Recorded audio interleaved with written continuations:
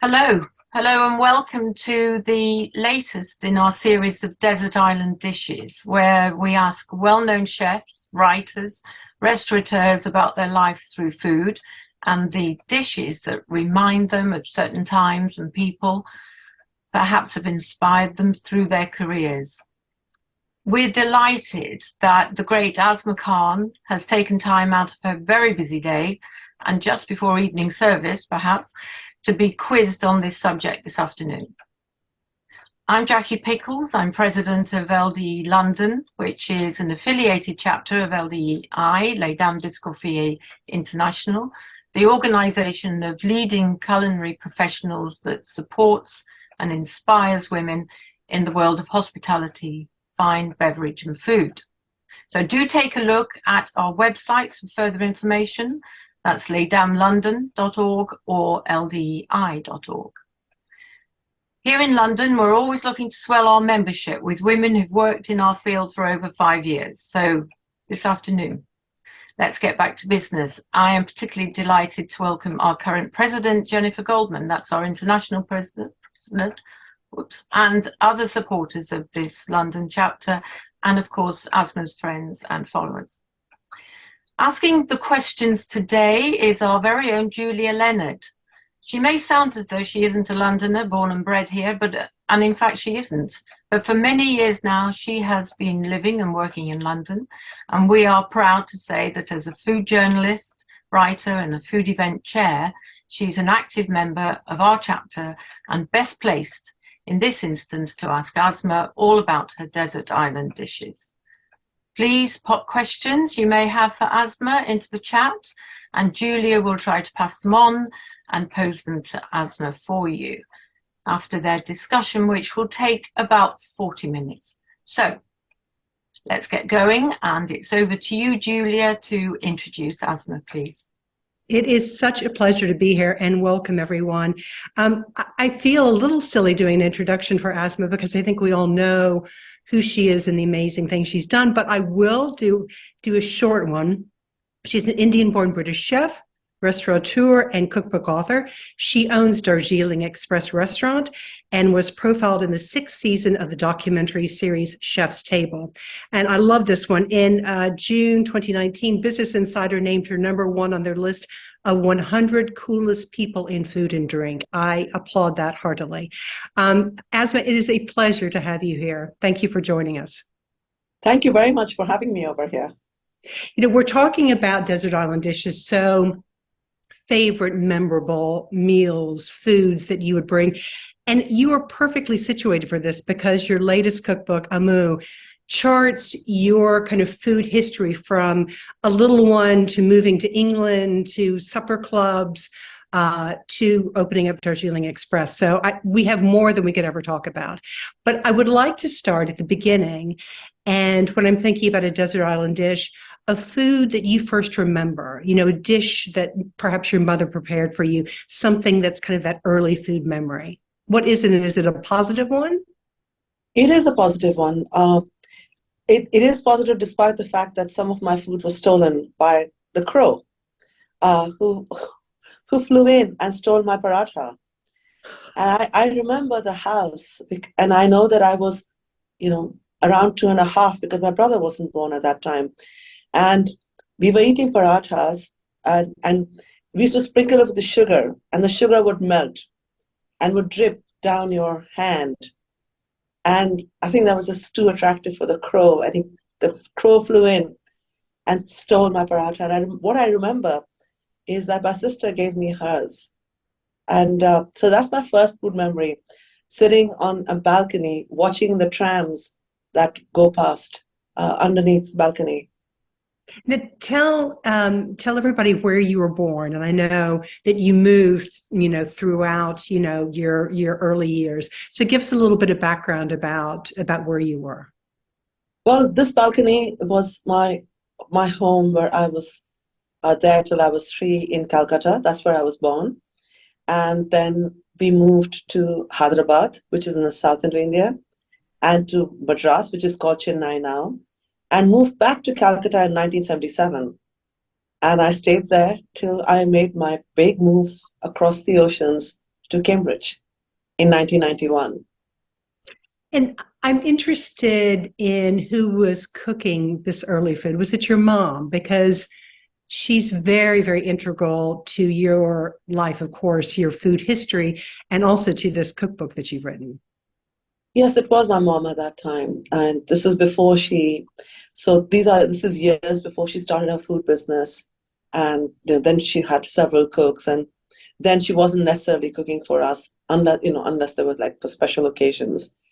But at that time, it was always my mom cooking for us. And I know reading Amu that your mother spoke through food.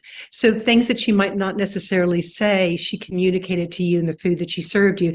And I thought it was interesting that there was a dish that she prepared, not when things were going well, but when you'd had a bad day or things hadn't gone well. Tell us about that dish, because I think it might be a good one to take along as well. Yes, this is the chicken biryani. Biryani for us has always been about huge, like at least 100 people, huge family gathering. It's either Eid or a wedding.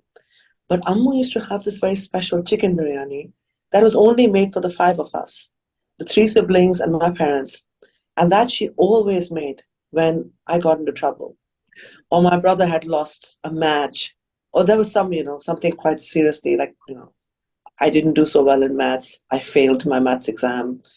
I mean, it had to be something a bit terrible. And she would make that. And there was no conversation that it's okay and, you're going to be fine. Or, to my brother that, he's got to cheer up and, he's going to win the next match. It was just chicken biryani on the table. And there was silence. And we just knew in that silent moment while we ate that everything was going to be okay. She had taken the trouble to make this dish, which we all loved. And she just kept serving it to you. And often the child who got into trouble was the one who was served first. So you knew it was for you. That was always Ammu's way of letting you know, this is for you. She never said it, but she served you first.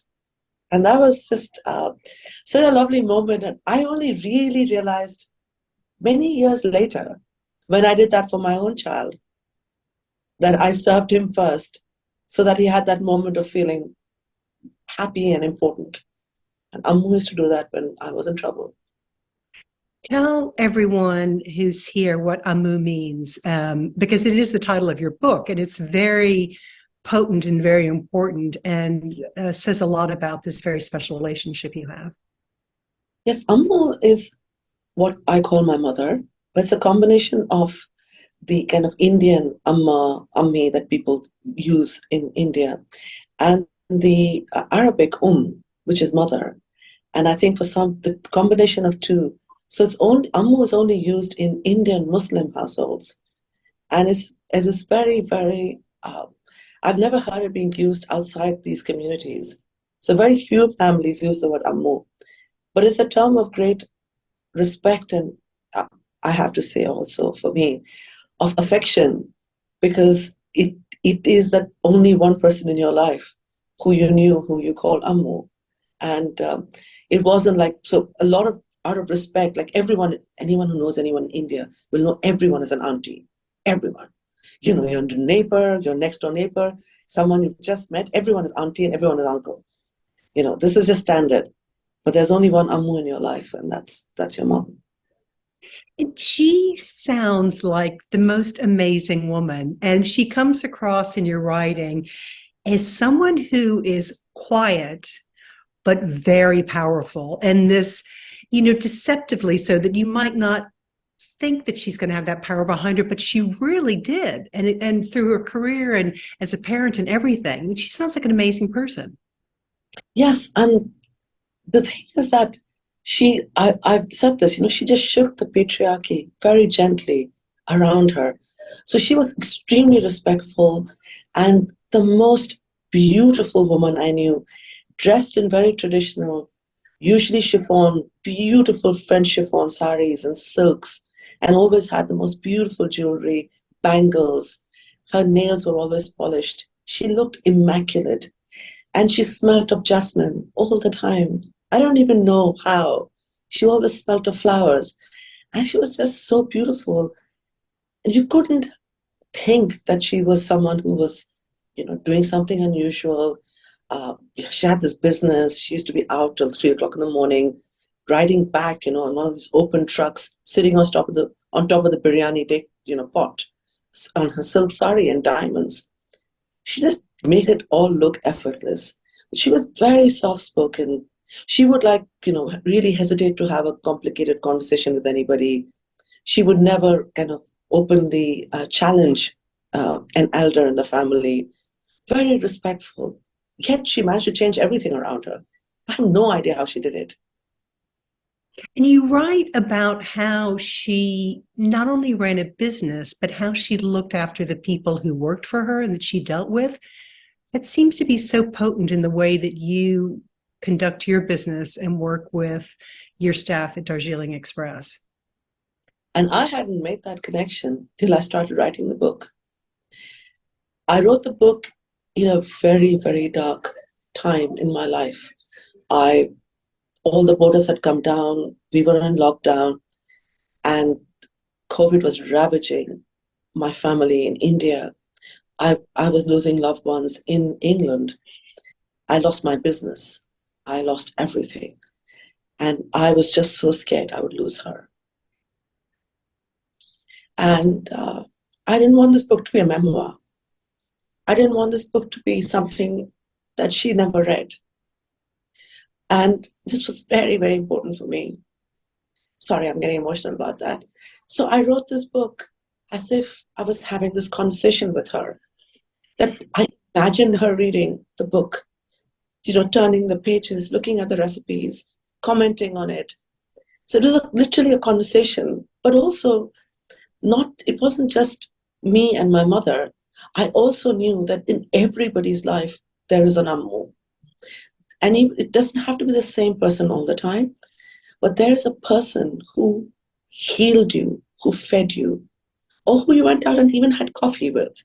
But that one person who you sat down and you ate or drank something together, and you felt that bond and that silent communication.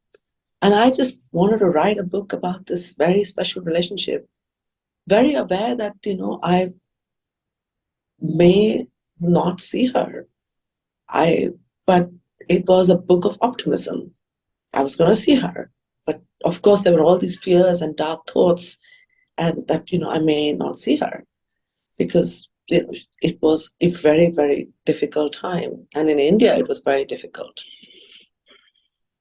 And when you were writing the book and there was this sense of unknown and being unsure what would happen, what recipes that she had made, we talked about the chicken biryani, but what other ones came into your mind or that were so powerful and important? Because I'm thinking they would be desert island dishes as well. I think the golda chingri malai curry, which is the prawn, the large prawns, because they were so valuable and so expensive and they were only made for special occasions, she would get up really early and go to the market where the fresh fish would land in Calcutta. And there was chaos. And I used to sit on the stool and watch all these cats trying to steal, the catfish. But it was very special because she would negotiate. And, when she arrived, she would be, there was just kind of a swarm of people around trying to sell because they knew my mother was particular and she knew her stuff. And that was very special. And I'm really happy to have put the recipe there. It looks more complicated than it is. And it's a dish of generosity. You've got to get a really large, prawn, a lobster, something really big and make this because it's a dish of great celebration. And so that's very, very special. Tell everyone about this amazing recipe book that you brought with you, because you have photographs of it, and some of that texture is repeated on the cover of your book, and you can see all the bits of where it's been turned and loved and enjoyed. And to me, that was just an amazing moment to flip the page and see that in your book. And I'm so glad that I held on to that book and I never let it go. And even when I learned to cook and I was an accomplished cook, I would still look at those recipes. Some of them very simple, some of them incomplete because I wrote them and I didn't know how to cook.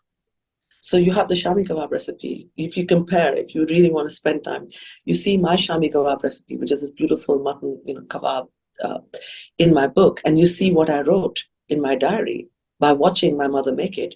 I missed all the steps because I didn't know they were relevant. I didn't know how to cook. But that's the base on which I then write that recipe, which is in the book. And this recipe with inadequate, incomplete recipes, some complete recipes, and so special. I hung on to it because it was a time of innocence. It was a time of that I'd lost forever. Mm. I was uprooted. And this diary saw me leave home, starry-eyed, unable to really understand why I was going and what I was doing. 30 years ago, without the internet, without anything, it's hard to comprehend, this big move for me from this big family, bustling Calcutta to frozen, completely frozen Cambridge, where we didn't have a heating in our house. And, my husband had this academic life and he would go off like Batman wearing his gown, his cycle to go and have, his meals on high table. I just thought I would come to this really weird place. I could relate to nothing, but I had my diary. And I'm interested because of that juxtaposition from where you came in India and what you found in England. What did you think of the food? And was there anything you liked, or was it all just too horrific to mention? I loved the butter.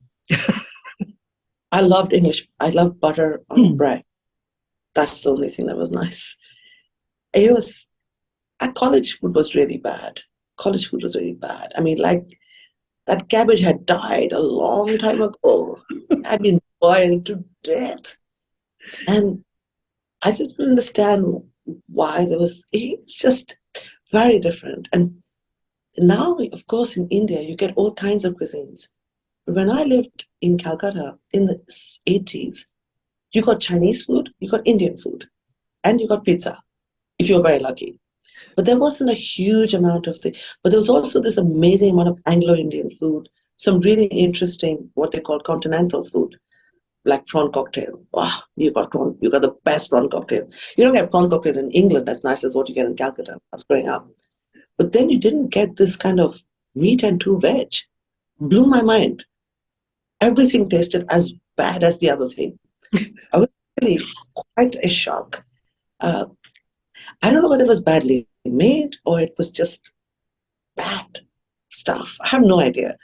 But yeah, it was a real shock. But bread and butter was very nice. That was my best part of the meal. And I loved the puddings. English puddings are really nice, except the one, where they had rhubarb in them. The rhubarb took me time to like.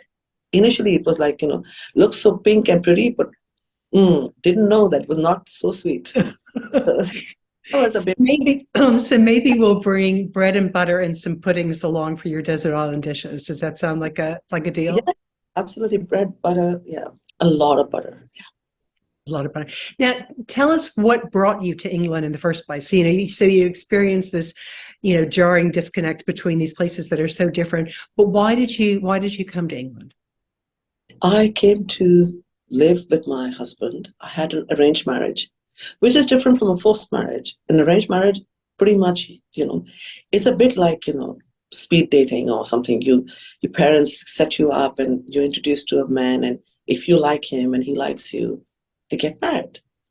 You don't go out on a date. So that's the speed dating bit where you don't do the dating, but you get married. So I met my husband, and then 3 months later, I was married and I was in Cambridge. Uh, and I was so excited that I'd got married. And everyone in my family was so relieved that somebody had married me, because a lot of the girls in my family get married at 18 and they have the more traditional wedding, with people from the whole clan. So they, married within the royal family. I'd married a very left-wing Marxist academic teaching at Cambridge University, a gold medalist from Oxford University, not at all like anyone else. Any of my cousins hadn't married anyone like him. So I always told my mom, I want to marry someone intelligent. Please do not get me married to a feudal, patriarchal person. And Mushtaq was not that. He was very, very liberal, very chilled out. So yeah, and I thought my life was going to be brilliant because he told me he's going to cook for me. He said, I don't believe in gender roles. I'm going to take care of you. I will cook for you. Yeah, but he's a bad cook. There was only one problem with that promise. He was a bad cook. Yeah, he's a bad cook. Also, like very limited repertoire. One kind of chicken curry and very poor quality of making rice. And I guess I was spoiled because, Ammu, would make sure the rice was perfect at home. I came to Cambridge and this guy made rice like, glue. He made the rice for me every day. I didn't dare criticize him because I didn't know how to cook. And I thought, if I piss him off, he stops cooking for me, I'm going to starve. You're in trouble. So better keep quiet and eat this bad food and hope that he will improve by you telling him how great it is. And that he would have flattered into learning a new dish. It didn't work. He still made that same dish every day. So is that when you started to cook yourself and to recreate some of the dishes that you'd grown up with and loved? Yeah, it was unbelievable. And I couldn't change, who had married. I couldn't change the weather, the fact that there was no heating in the house, that, it was just so windy, so cold, so dismal, January in Cambridge. I thought at least if I cook, it kind of was a way of going home. I went home. At that point, with the aromas of all the masalas and the sound of the mustard seed popping, the caramelized onions, which smelled so beautiful, fried in butter.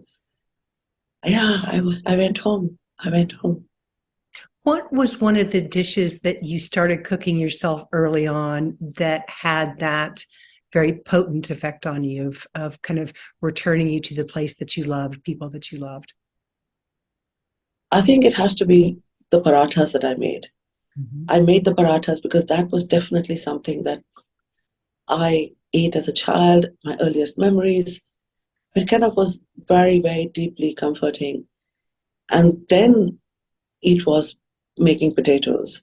I mean, I'm a very carbs on carbs person. I eat potatoes with rice and potatoes with paratha. And I learned to make the potatoes. And also, because I didn't want to risk, burning things at the beginning. I knew that with potatoes, you can't really go wrong. Although I must say, at the beginning, I did burn it. But I got there. I got there. And I loved making the very simple comfort food. I wasn't trying to kind of make food to impress. I really was making food to heal myself because I felt so bereft away from Ammu and away from everything that was warm and beautiful and familiar and happy. I cooked food that reminded me of those times. And you had studied law, but you didn't go into law. Something else sparked your attention and took you in a different direction. Tell us about what happened in that journey. Yeah, I think that too many of us, we allow others to label us and put us in boxes. I was compared to my sister, and everyone in the extended family would make sure they told me this, that I was dark and fat and quite ugly and unlikely to be married off because I played cricket on the street the whole day. I was like I was just getting darker and darker, and I didn't have pretty hair. And so there wasn't much going for me, but I was smart. So anything that required some work to be done, or someone to analyze or work out a solution, everyone come and ask me, what should we do?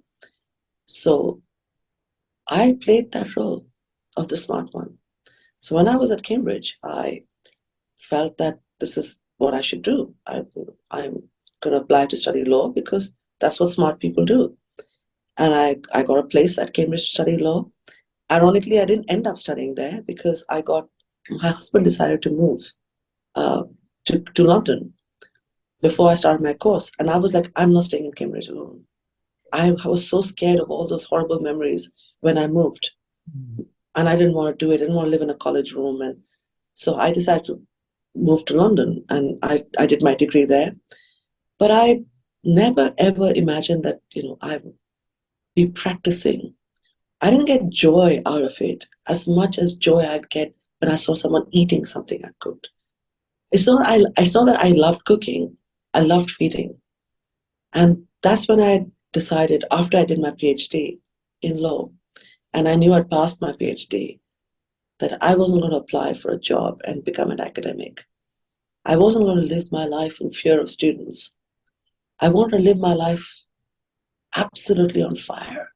I wanted to be the light that would make other people happy and fill, the hearts and stomachs of people. And I knew this is what I want to do, and I didn't know how I was going to do it. But I just knew this is what I'm going to do with my life, somehow. And that's when the supper clubs started. Yeah. And take us back, because they were a relatively new thing, I think. And tell us what you were cooking, because I imagine that at least a dish or two might be potential desert island dishes for us. I began from home because you didn't see anyone who looked like me, who sounded like me in a restaurant. I also didn't have the money. And if you can't be what you cannot see. So I'd heard about supper clubs, and I was unusually, for the cuisine I made, because most of the London supper club scene was East Asian food. And they were really doing well, Singaporean, Malaysian. You found loads of supper clubs because you couldn't get those kind of food in any restaurant. Everyone thought you got Indian food at Indian restaurants. I don't even recognize the food you got in Indian restaurants in London. So I was nervous that people would eat my food and say, what is this? But people were amazing. And I would make, everything that gave me joy, including one of my favorites, which is an Afghan kebab, which is a chapli kebab. I would make that. It has bone marrow in it. It's succulent, it's soft. It's memories of eating this on the streets. So I made things that I just made me happy. And that was a year and a half where I cooked everything under the sun that made me happy. And I was so touched that people loved it, that they kept coming back and they kept wanting to return. It was just very, very exciting to be cooking at that time. And I think you told a story about how your husband didn't know you were doing it, or you would do the supper clubs when he was away, which I thought was just, lovely that you're kind of sneaking them in while he was away. Well, I knew what would happen. If I asked him, he'd say no. My husband's an academic. He loves students, doesn't necessarily love people. So, in fact, I know because when my son was 4 years old, he told me there's someone sitting outside. Is that a student or a person? Because he knows students you go out and say hello to and shake hands with. Person you don't do out. You do what your baba does, your dad does, which is you hide in the room because you don't want to talk to anyone. So, yeah.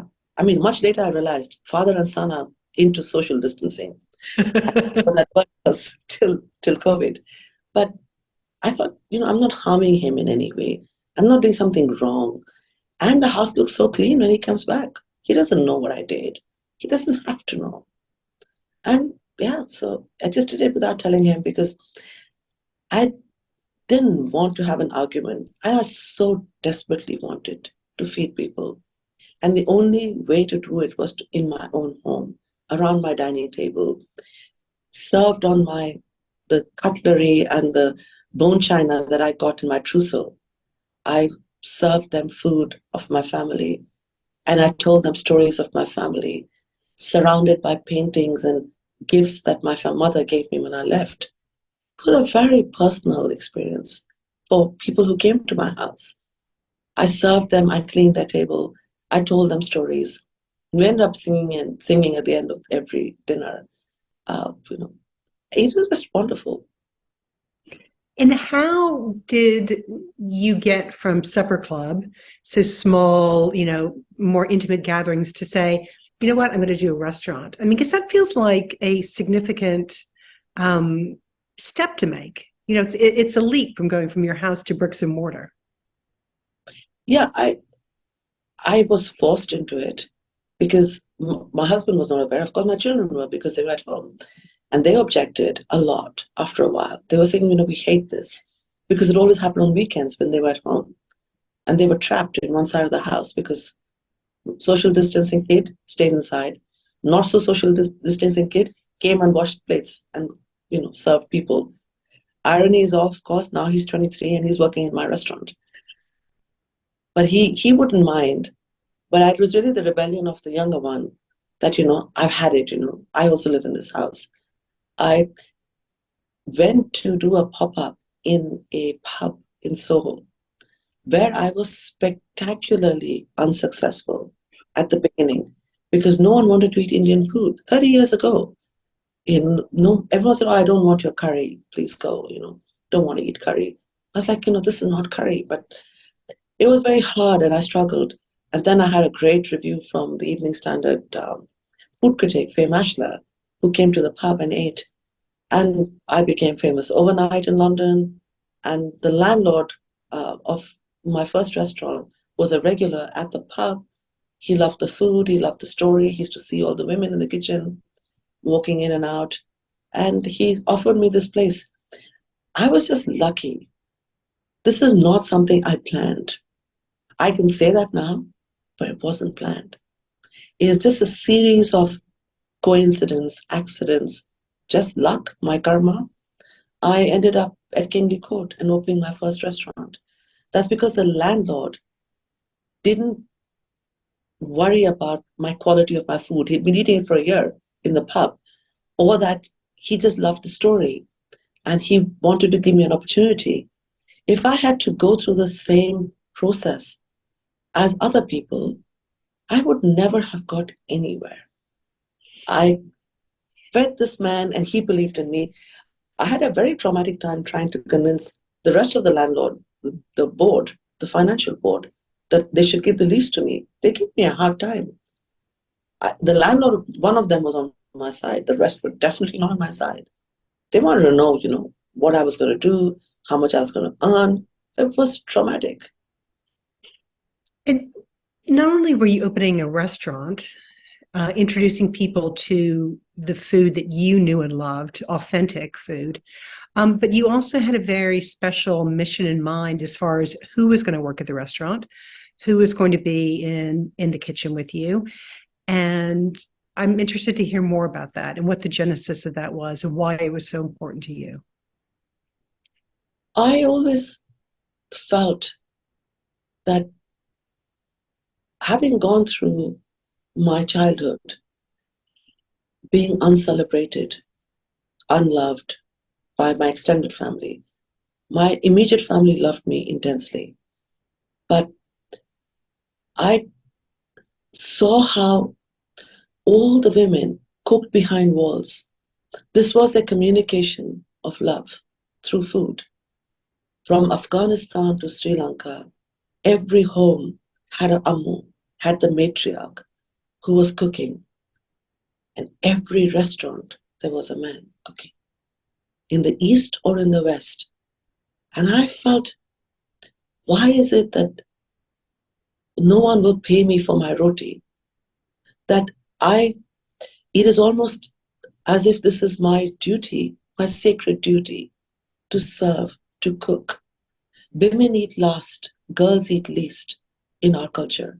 We serve the men, we serve the elders in our family. The boys were never in the kitchen.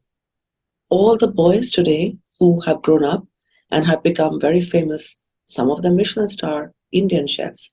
If you look at all their CVs, they learned to cook in culinary school and they trained in five-star hotels because boys never came into kitchens. It was only girls who were in the kitchens. We are the custodians of family recipes. We hold the tradition of our entire heritage in our hearts, in our memories of aroma, in the songs our aunts and grandmothers sang while they cooked. We know the rhythm and the beat. It's inside here. It's in my bloodline. Yet, we were nowhere. And I didn't even think anything would happen, that anyone would know who I was, that anyone would be interested to listen to my story. I just wanted to honor the women from the women in their graves who went to their graves thinking they were uneducated, that they had no skills. I wanted to, this was my battle cry for all that time that women have cooked but never been appreciated. And I just thought, it'll be my little restaurant and I'll just do this and I'm going to have the open kitchen so that everybody can see the grandmom cooking and the mother cooking. And maybe they will remember, oh, my mother cooked like this. Then they get a bill and they think, did we thank her that this was something of value, that she fed me, but she nourished you? And I just thought I'd just do this. So this is what my thinking was. Never thinking that, a few months after we opened, I would have Netflix knocking on my door. That changed everything. And absolutely amazing, and shared that story. And what strikes me when I hear about this is it giving voice to these women and also creating a place of safety for them within the kitchen, which is massive. And I have a theory. Of course, I'm no psychologist and there's nothing to prove what I think. But I have a feeling that almost as if to differentiate themselves from the feminine energy of their mums and grandmoms who cooked, male chefs have made cooking into a combat sport. Tattooed and toxic and masculine and testosterone driven, food has become something which they make with a physical prowess. That has never been the case in our culture. Food has always been very feminine, soft, loving, generous, and a conversation. And in kitchens, people were hitting and abusing weaker members of the kitchen. You never saw a member lower down in the pecking order attacking the head chef. It was always the powerful who picked on the weak in the kitchen. Says everything. And this anger and violence and the tension of cooking in the kitchen. I mean, we had, people would turn up at all kinds of hours, full families. My mother would just glide into the kitchen and just produce something and come out, and everybody ate, and it was just so graceful. This is what it is. You don't shout, you don't scream, you don't abuse, and you definitely do not touch against someone's will. You do not touch anyone in anger in a kitchen. Food is about it's sacred. And I've just come back. I mean, you may know this. I've just come back from Lebanon, where I went to the refugee camps as part of the World Food Program. This was my first UN mission. The fact that you eat, that you can cook, that you have the ingredients to cook, should make you humble. There is no space for arrogance. Remember that eating is a privilege. And this we have all forgotten. And I'm glad you raised that, because not only are you empowering the women who are in your own kitchen, but you've gone out on several humanitarian missions to help women and the healing power of food. And I think that's so powerful of what you've done within your workplace and also on a larger global stage. I think it is a responsibility for women who are articulate, who are able to, who have a platform. And this is why we're having this conversation. And I'm grateful for that, because for those who are online now and for those who will see it later on, they hear in my accented voice a story of a woman from the East who moved to the West. But I tell the story of all of us who have been paid less, who've been sidelined, whose food has been taken for granted, whose love and affection has been taken for granted. And I just think that this is something that I need to do. I cannot breathe. I cannot live my freedom if I know there are people around me on chains. If I do not break their chains, then I am not free. I am going to move to questions right now, and I encourage anyone who hasn't, please put it into the chat, and we have a bit of time. A couple of just comments. There's definitely a distinction between loving cooking and loving feeding. Thanks for that, Asma. And that is an interesting distinction, isn't it? That sense of what you're doing is nourishing the soul as much as the body.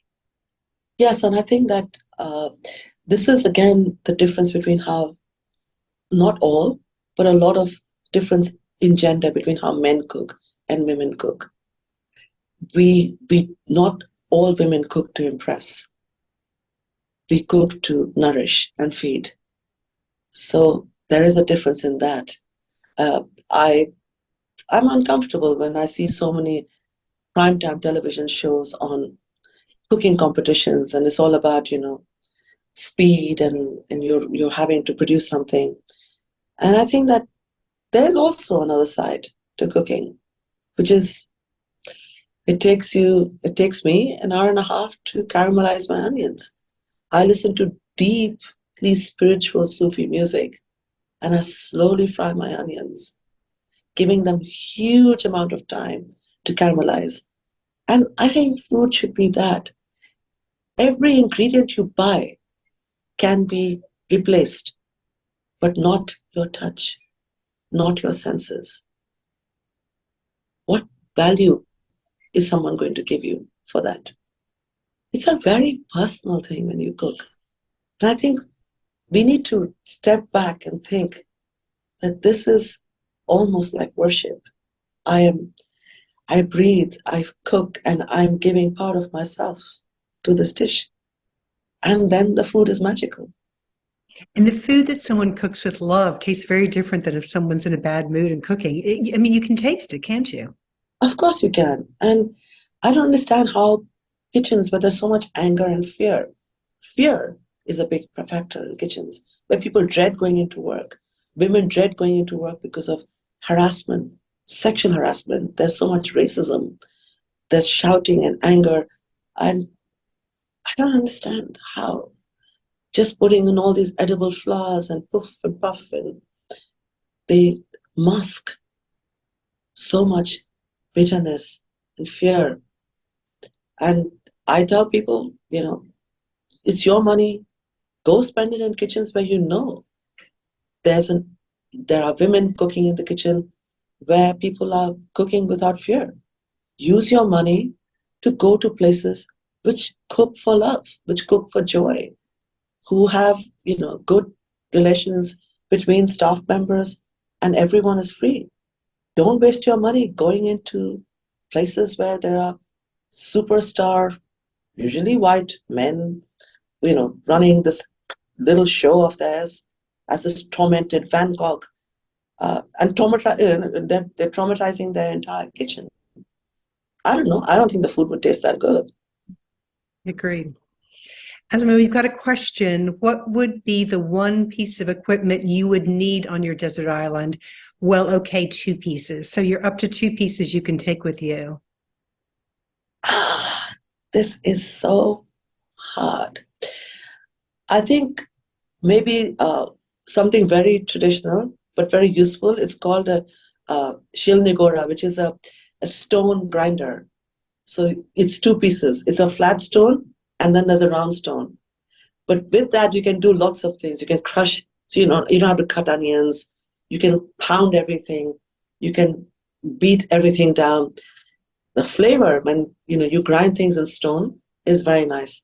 So I would definitely take that, and I would take like a tawa, but a small one, to dry roast everything.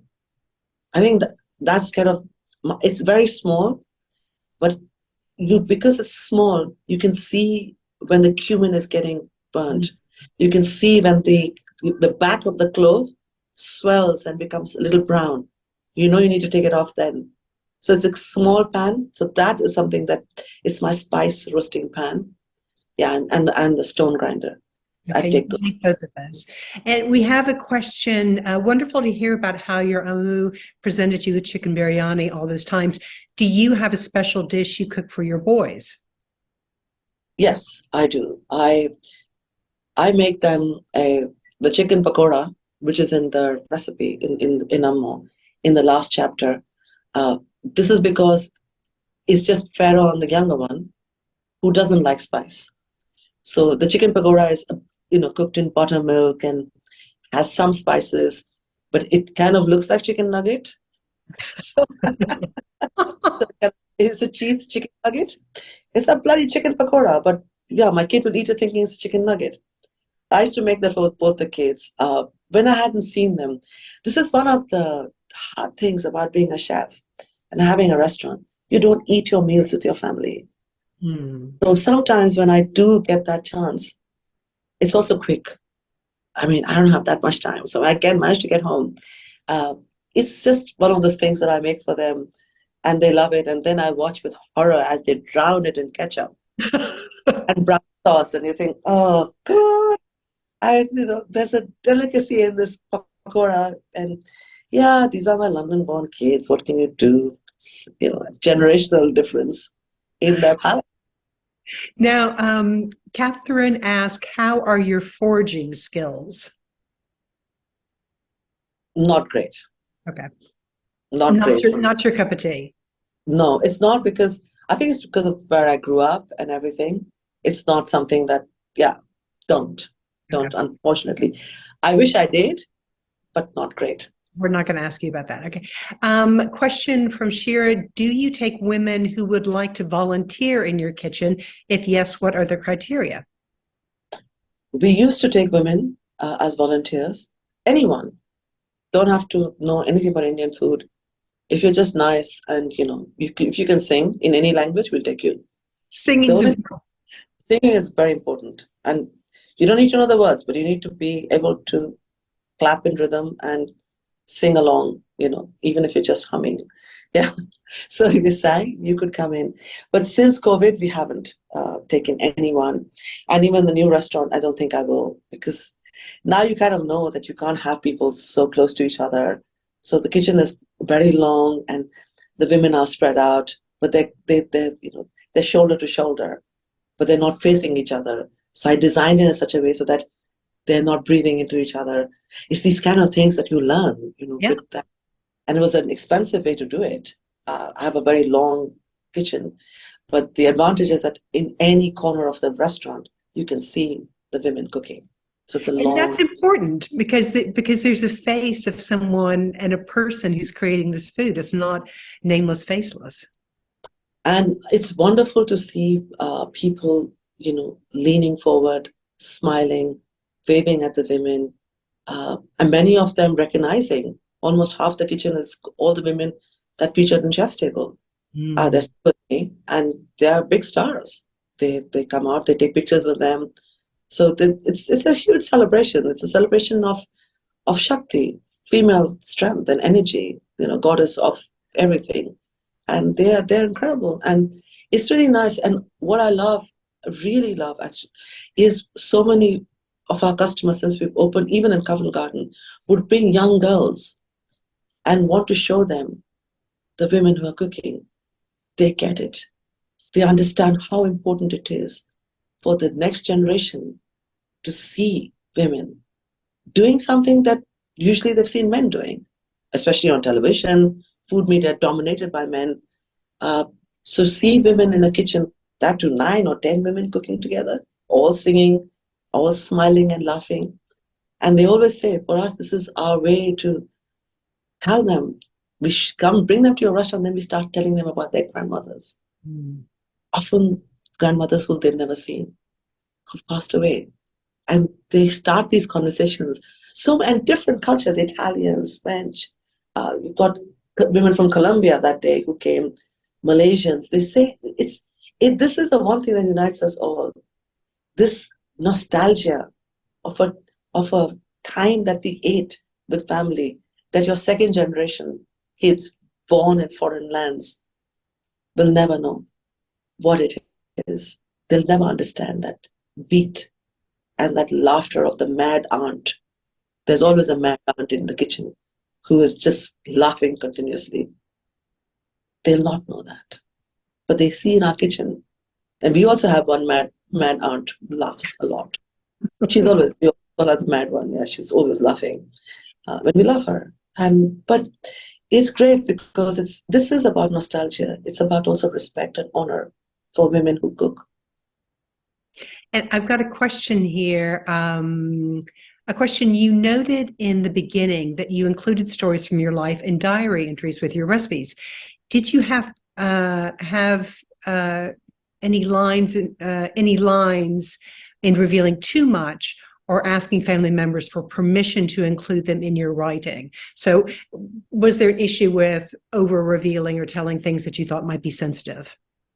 No, because I just really spoke about my relationship with my siblings, my mother and my aunt. But I did say, and for that I don't need a permission, that neither my father or my mother were loved by their parents. So two people met and got married who were never anyone's favorite. I was nobody's favorite as well in the extended family. And if anybody had a problem with me saying that, they needed to talk to me about that. Everyone kept quiet. No one is going to dispute that. I was never a favorite of anyone. I did say that. But I didn't say that with bitterness. Mm-hmm.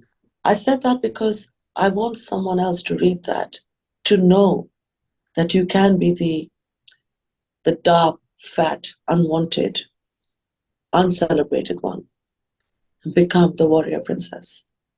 And at some point, you can be on stage and you can bring into light all these women around you, and you can be something, and don't allow what happened in your childhood. It's not that the scars don't bleed and then don't go. They never heal. The scars of childhood, of being ridiculed, never go. But you can overcome that by setting yourself alight and letting those scars out. That's what I did. And so, yeah, I mean, the lawyer side of me should have got, no objection letters from all the people who I mentioned. But I didn't. And I think if anyone had a problem, I wasn't lying. And it's just the truth. What did your mom think of the book? Because it is the most beautiful tribute to her. And I've never met her, but I felt like I knew her by the time I finished the book. An amazing woman. She was very touched. And she told me she felt deeply humbled. And she bowed down to me, which, elders don't bow to youngers in the East. And it was a very graceful and a very beautiful gesture of acknowledgement that I had done something beyond her expectations. And in bowing down and telling me, when she accepted the book, it was a hard to kind of deal with, because I didn't want to imagine the time that my mother would bow down to me, but she did. And I think she did that out of just affection and respect. Amazing. I think we're going to finish there. I cannot thank you enough for joining us today. People have been so inspired and have written about it. And you continue to inspire us in everything you do, whether it's in the restaurant or the humanitarian work you do. And the world is a much richer and better place for you. So thank you so much. I wish we were all there to give you a big round of applause, but I'll do it here. Thank you, thank you, thank you. Thank you so much. Thank you.